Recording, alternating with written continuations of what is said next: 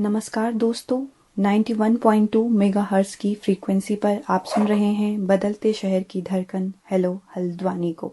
आज का दिन काफ़ी विशेष है क्योंकि आज ही के दिन हमारे देश के महान पुरुष स्वामी विवेकानंद जी का जन्म हुआ था। भारत सरकार के द्वारा सन 1984 में इस दिन को राष्ट्रीय युवा दिवस के रूप में मनाए जाने की घोषणा की गई थी। राष्ट्रीय युवा दिवस इस देश के उन युवाओं को समर्पित है जो भारत के लिए एक स्वस्थ और बेहतर भविष्य को आकार देने की क्षमता रखते हैं। राष्ट्रीय युवा दिवस के मौके पर आवश्यकता है यह मनन करने की कि हम उनके दिखाए गए मार्ग पर कितना आगे बढ़ पाए हैं। आज मैं आपको स्वामी विवेकानंद जी के विचार, उनके शिक्षा को लेकर विचार, युवाओं को दिए गए उनके संदेश एवं उनके सामाजिक चिंतन के बारे में आपको बताना चाहूंगी। स्वामी विवेकानंद जी का जन्म 12 जनवरी 1863 को एक बंगाली परिवार में हुआ था। इनका बचपन का नाम नरेंद्र नाथ दत्त था एवं उनके घर का वातावरण धार्मिक था। उनकी माँ भुवनेश्वरी देवी उन्हें रामायण, महाभारत तथा पुराण सुनाया करती थी। इन धार्मिक चर्चाओं का उनके ऊपर अत्यधिक प्रभाव पड़ा। स्वामी विवेकानंद जी दार्शनिक, देशभक्त और एक समाज सुधारक भी थे, जिनका लक्ष्य अपने देश और समाज की खोई हुई जनता को जगाना तथा उसे नवनिर्माण के पथ पर अग्रसर करना भी था। शिक्षा दर्शन के क्षेत्र में स्वामी जी की तुलना हम विश्व की महानतम शिक्षा शास्त्रियों प्लेटो, रूसो से कर सकते हैं। स्वामी जी ने विदेशों में भ्रमण कर हिंदू धर्म का प्रचार एवं प्रसार किया। साथ ही उनका कहना था कि भारत में व्याप्त जो गरीबी, दरिद्रता और दुख है, उसका कारण शिक्षा का अभाव है। उन्होंने भारत के लोगों की शिक्षा कैसी हो, इस पर भी अपने विचार व्यक्त किए।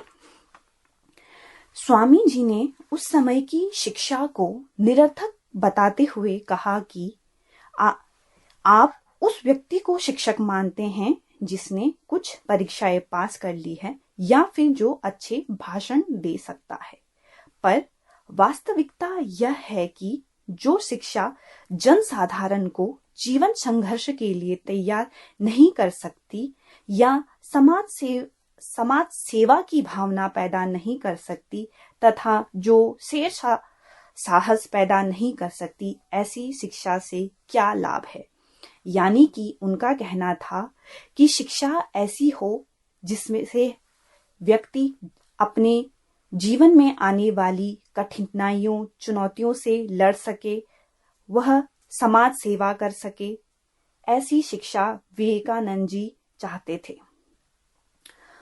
उनके इस कथन से स्पष्ट होता है कि स्वामी जी सैद्धांतिक शिक्षा के पक्ष में नहीं थे। वे व्यवहारिक शिक्षा को व्यक्ति के लिए उपयोगी मानते थे।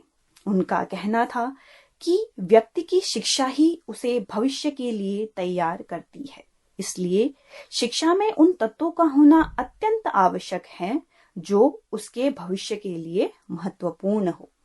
स्वामी जी समय समय पर भारतीयों को सचेत करते हुए कहते थे कि तुमको कार्य के प्रत्येक क्षेत्र को व्यवहारिक बनाना पड़ेगा, तथा उनका यह भी कहना था कि सिद्धांतों के ढेरों ने संपूर्ण देश का विनाश कर दिया है। स्वामी जी ये भी कहते थे कि हमें ऐसी शिक्षा चाहिए जिससे मन का बल बढ़े, बुद्धि का विकास हो और व्यक्ति स्वावलंबी बने। स्वामी जी ने अपने शिक्षा दर्शन में व्यक्ति और समाज दोनों के समरस संतुलित विकास को ही शिक्षा का प्रमुख लक्ष्य माना। स्वामी जी ने शिक्षा दर्शन के आधारभूत जो सिद्धांत दिए थे वो इस प्रकार हैं। स्वामी जी बालक और बालिका दोनों को समान शिक्षा के पक्ष में थे। वो चाहते थे कि शिक्षा व्यवस्था ऐसी हो जिससे बालक का शारीरिक, मानसिक एवं आत्मिक विकास हो सके।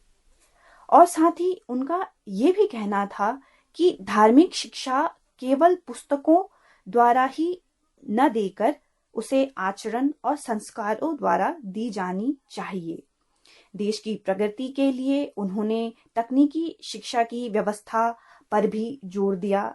साथ ही उन्होंने मानवीय एवं राष्ट्रीय शिक्षा के बारे में कहा कि मानवीय और राष्ट्रीय शिक्षा की शुरुआत है वह परिवार से ही शुरू की जानी चाहिए। उनका यह भी कहना था कि देश की महानता केवल संसदीय कार्यों से ही नहीं है, बल्कि उसके समस्त नागरिकों की महानता से ही होती है।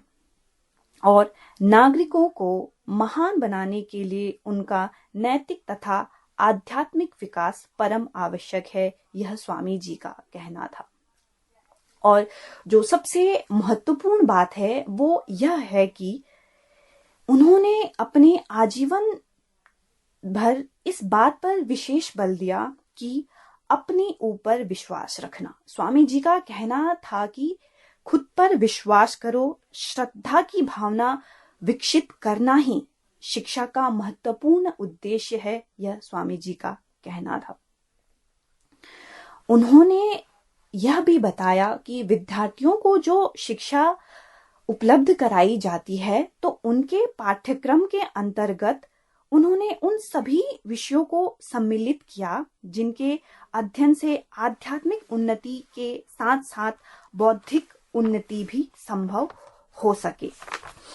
स्वामी जी ने आध्यात्मिक पूर्णता के लिए धर्म, दर्शन, पुराण, उपनिषद और लौकिक समृद्धि के लिए राजनीति, अर्थशास्त्र, विज्ञान, मनोविज्ञान, भूगोल, खेलकूद आदि विषयों को पाठ्यक्रम में सम्मिलित करने पर जोर दिया। स्वामी जी ने शिक्षक को एक पथ प्रदर्शक, दार्शनिक और मित्र कहा, क्योंकि उनका कहना था कि शिक्षक ही वह व्यक्ति है जो बालक को बेहतर भविष्य के लिए तैयार करता है। अभी तक हमने स्वामी जी के शिक्षा को लेकर जो उनके विचार थे उन सभी को सुना। अब हम इससे आगे स्वामी जी के समाज को लेकर जो विचार थे उनको सुनेंगे। स्वामी विवेकानंद जी समाजवादी थे। समाजवादी क्यों? क्योंकि उन्होंने राष्ट्र के समस्त नागरिकों के लिए समान अवसर के सिद्धांत का समर्थन किया था। स्वामी जी ने उस समय के समाज में व्याप्त ऊंच नीच के सिद्धांत का प्रबल प्रतिवाद किया था। उन्होंने ऊंच नीच का खंडन किया। उन्होंने कहा कि इस तरीके का जो वर्ग विभाजन है वो नहीं होना चाहिए। उन्होंने दलितों का उत्थान के लिए कार्य भी किया। साथ में बाल विवाह का उन्होंने विरोध भी किया। साथ ही स्त्रियों के संबंध में उनका यह विचार था कि उनका कहना था कि जिस प्रकार पक्षी आकाश में एक पंख से नहीं उड़ सकते हैं, उसी प्रकार देश का उत्थान भी मात्र पुरुषों से संभव नहीं है।